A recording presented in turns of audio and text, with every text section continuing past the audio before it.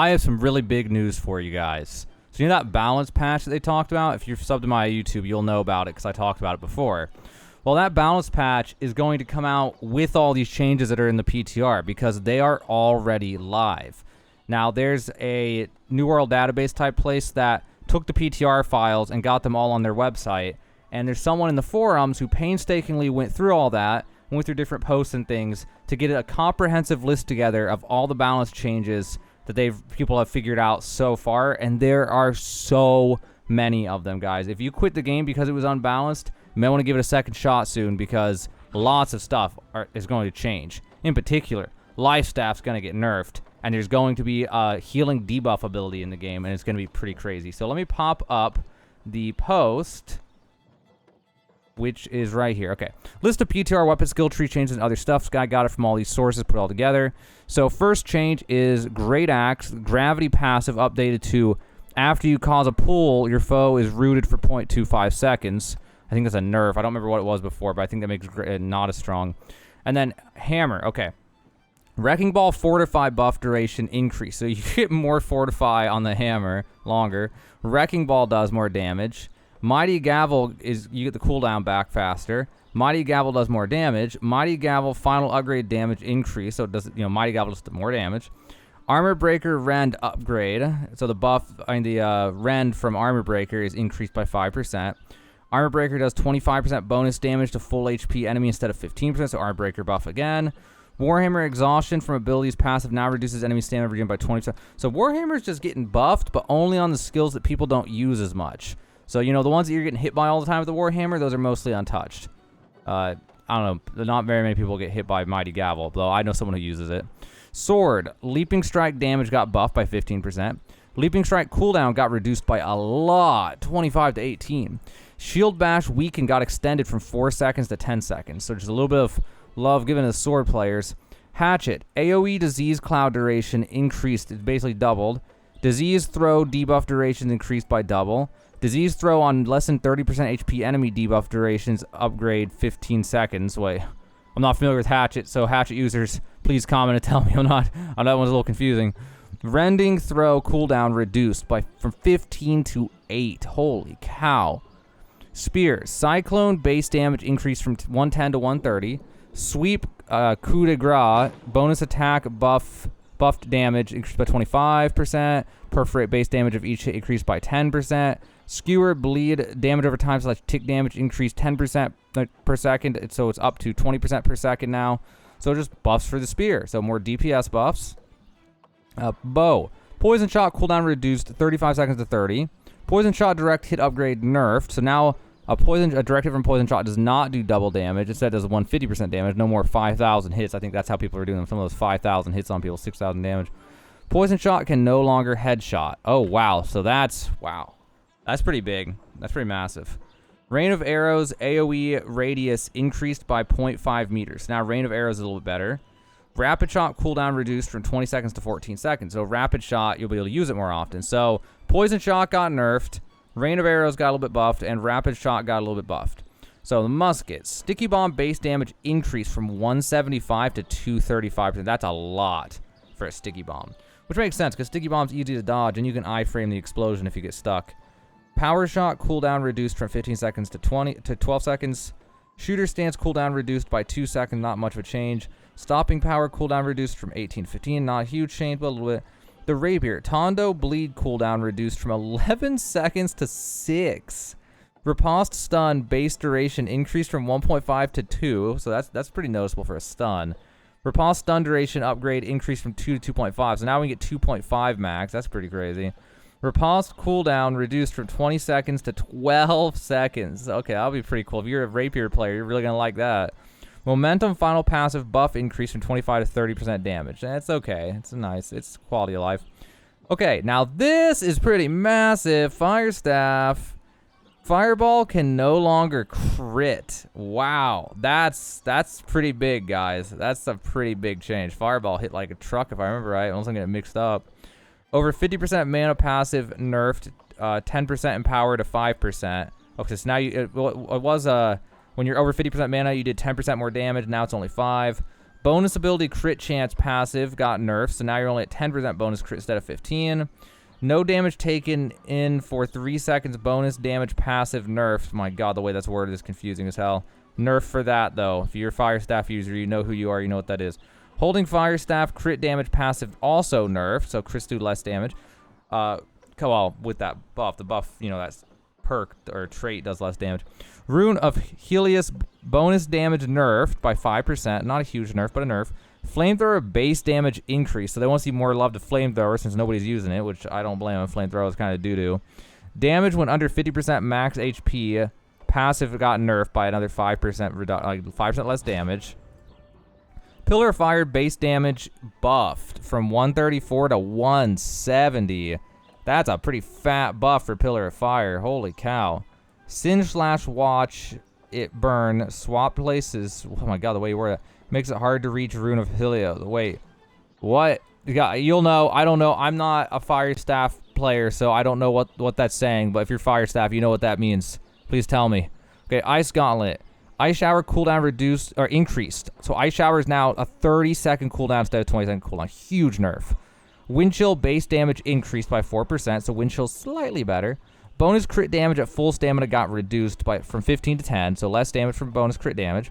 Ice Storm damage ticks 3 times a second instead of 4. Holy cow. That just means ice damage has got a 25% damage reduction, guys. That's a pretty big nerf. Ultimate Chill nerf from 35% damage to 25%. Oh my gosh, nerfs again. Heavy Freeze roots now have 5-second cooldown. Huh, I don't know what it was before, but wow. So mages got nerfed. If you're a mage player, that's unfortunate for you, but honestly, mages were becoming meta real hard, and apparently they're just going to get right on it right away and change it. Because, man, I was getting wars. Those mages were a nightmare if they had a lot of them. They're actually so strong now that armor got fixed. So now the real big news of the day, guys, LifeStaff. I know a lot of people quit the game because of LifeStaff and how OP it was, so these changes are really important. Blissful Touch. This is the left mouse button heal. It does 20% less healing overall, 20 to 16%, which is going to be a 20% healing nerf. Orb of Protection heal over time got nerfed from 7.5 to 6%. Beacon got heal over time got nerfed from 20 to 16%. That's 20% less healing. Light's Embrace heal got nerfed from 100% to 80%. That's the one everyone uses, by the way. That's the instacast one. Now, here's one I don't know that I agree with. Divine's Embrace base heal got nerfed from 150 to 120. I don't know of any healer who ever used Divine Embrace in PvP. I don't know of anyone who's done that. So it went from you're never going to use Divine's Embrace to you're definitely never going to use Divine Embrace. Light's Embrace is still just way better. But that's a 20% healing nerf on Light's Embrace, and I guess is that 20% on Divine Embrace? I think it is. Unless I'm doing my math wrong. Splash of Light base heal buffed 50%. Yeah, so they buffed Splash of Light, which makes sense. Splash of Light is complete doo-doo. It's a little bit better in PvE, but in PvP it's hard. You're not always with your group. Sacred Ground heal over time got nerfed by 20% reduction, so 20% to 16, which is going to make you heal 20% less. And Sacred Ground lasts for 3 seconds less time, which is really good because before, if you had it, and if you had all the cooldown reductions and things, you'd have it where right when it runs out, you have it again, so you basically have it forever. Now, no matter what you have, there will be a period of time where you have to wait to cast it again unless you have crazy cooldown reduction. So Sacred Ground stamina / mana regen buff got cut in half. Enhanced Justice passive got nerfed from 10% to 8%. Light's Embrace connection increased from 1% mana per buff to 2% mana per buff. And Splash of Light shared recovery, 5% mana restored for people under 50% health. I guess that's just a new thing. I don't know. And then also Sacred Ground cast distance got increased from 20 to 25 meters. So Sacred Ground's not as good now, but you can use it from further away to make it easier to keep yourself safe while still healing people in PvP. It'll be applicable in PvE sometimes too. So it's not skill tree related. Light armor is 20% damage and 30% healing bonus. So that makes it sound like they fixed the light armor thing. I don't know if it's actually working or not, but they changed it. Or wasn't it 20 and 20 or was it 10 and 20? Well, either way, it's 20 and 30 now, and maybe they fixed it. Medium armor is 10% damage and 15% healing bonus, and hopefully these are fixed and working. We'll have to find out. And then Void Gauntlet weapon / armor perks. Now this is the other gigantic news of the day, guys. This changes everything. Anyone who thought healers are OP, you're going to love this. You're absolutely going to love this. Okay, you guys ready for this? Diminishing Orb. This is a perk that you can get on weapons or armor or both. I'm not sure entirely. What it does is on a successful hit with Petrifying Scream, you inflict disease, which reduces the target's healing by 50% for 10 seconds. Now, this 50% is when you're at max level, so gear score 600 type stuff. Anything below 600 is going to be scaled lower, so like gear score 500 will be like 42% or something.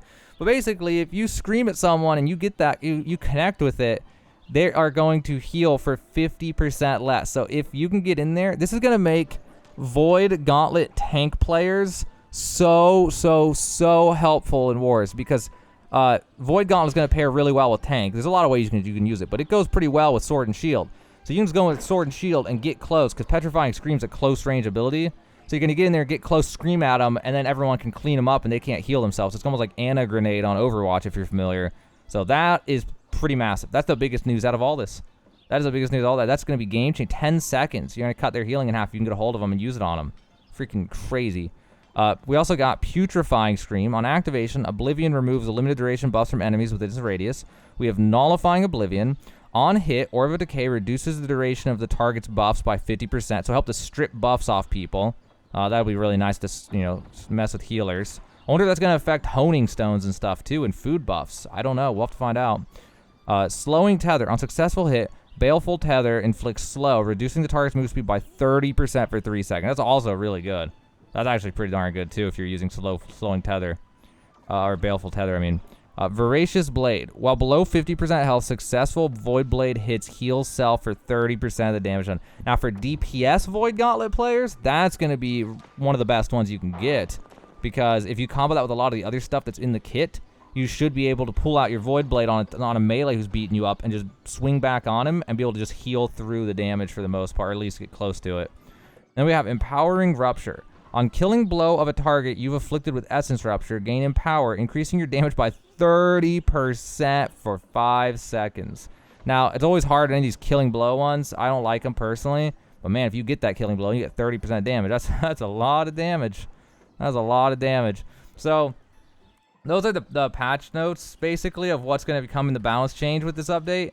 But I wanted to say something of, I can't test any of this stuff yet, unfortunately. And this is PTR, so we don't know if these numbers are final.